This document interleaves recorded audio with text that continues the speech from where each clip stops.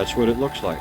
And then we cook it for a couple hours after it's been in here for a day and a half, and then we'll have blue wood.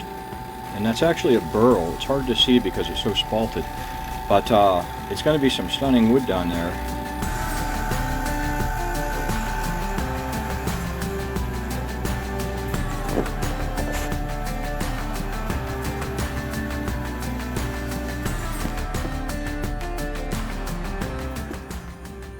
Look at that. It's coming out like it's bone dry. That was submerged. What the hell is going on with that?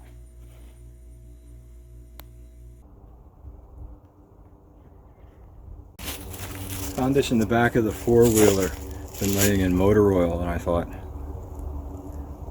yeah, this is a old experimental thing I did. It didn't have a core in it, just to see what the wood would look like. I took it out to show a friend without a finish on it, and then it just rolled around in the back getting oil on it. Dry that out and put some CA glue on it. I'll bet that looks pretty neat.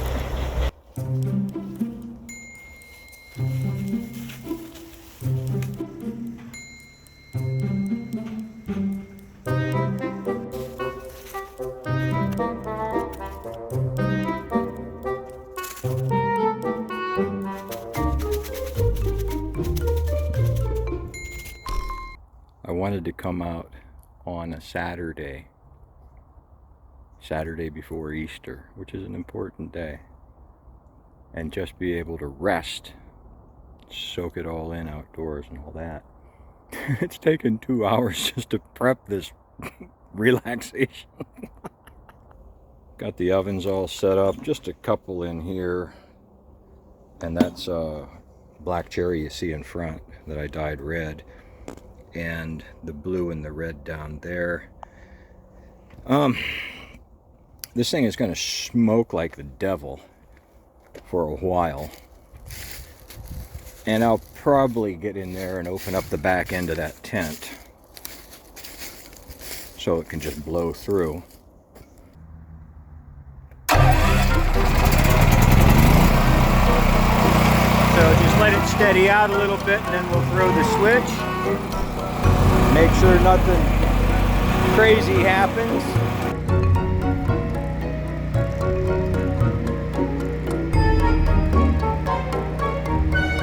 It says 230.